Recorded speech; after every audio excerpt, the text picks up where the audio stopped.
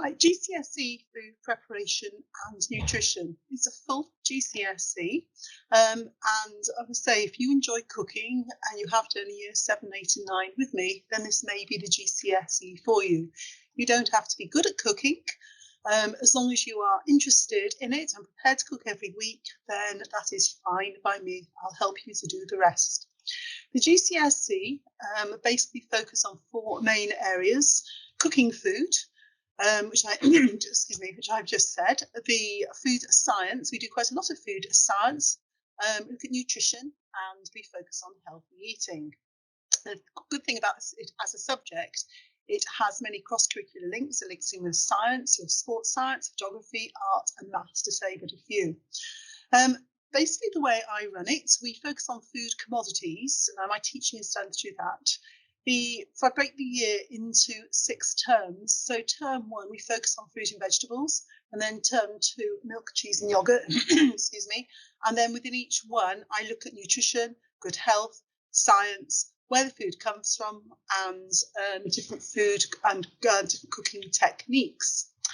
The assessment is written in 2 parts. You have an exam at the end of year 11, which is worth 50%, both short and long questions. And then you have a non-examination assessment or coursework, another 50%, which is broken into 2 parts. The first one is a food investigation, which takes about 8 hours. You can see there it's worth 15%. And then you have a cooking task, which is about 16 hours, worth 35%. The food investigation, you get a task like this one. They come from the exam board. The success of a cream sponge mixture relies on a suitable raising agent. Investigate the success of different raising agents when making a creamed sponge. So to do that, as it says on the previous slide here, you have to do some research. You then carry out a practical, which you plan yourselves. You analyse your results, evaluate the task, and then you produce a report with all the evidence in, including photographs of it. You should be sort of aiming to do some experiments a little bit like that. Then the food preparation assessment is basically the exam board give you a task like this, very open-ended. A local restaurant in your area is holding an international week. Research, prepare and cook 3 dishes with accompaniments that could be served on a themed menu to promote the cuisine of a specific country or region. You have to, as I put here, produce a portfolio evidence, again, including photographs, charts, graphs, you're showing what you can cook.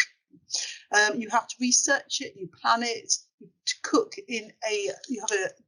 your 3 dishes in a 3-hour session, and then you have to evaluate it afterwards. So that is you're really showcasing what you have learnt in the practical sessions with me. Again, those 2 pieces of coursework are done in year 11. Just to show you some sort of examples of previous students' work we've got here. Some of them you'll see that you have cooked in year 9, but again, it's all based on skills. So homework, I tend to give you an exam question each week based on the theory.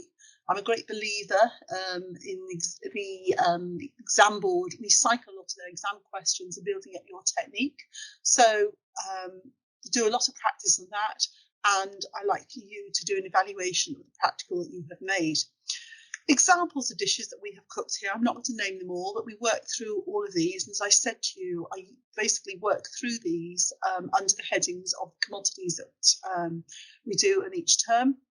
So starters, you've got different desserts there. Focus on that case on using gelatine. You'll notice mince meat and mince pies sit there. I'll come back to that in a second. Custard, pavlova. You're hungry now. Different meat or fish dishes. Can I add in there, if you are a vegetarian, it's absolutely no problem whatsoever. As long as you know how to debone a chicken and you know how to fillet a fish, then that is fine. We do a lot of focus on pastry making, which I've done with you in year 7, 8 and 9.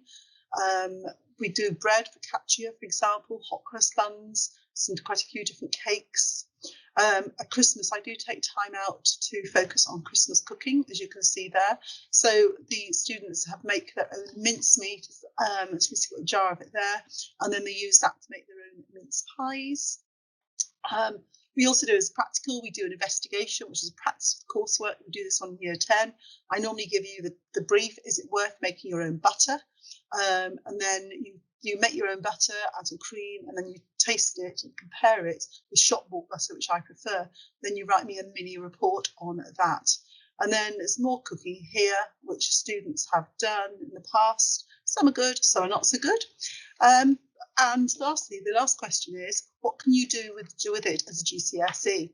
You can see those that few different careers that I have put up there. Alternatively, you might just decide to use it as a GCSE, which allows you to be creative, do some practical work.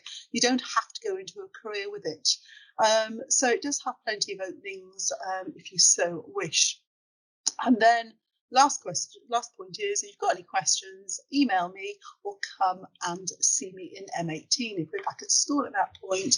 The only other thing to say is that the exam board that I do is EduCAS, which is part of WJEC. I shall see you all, and thanks very much.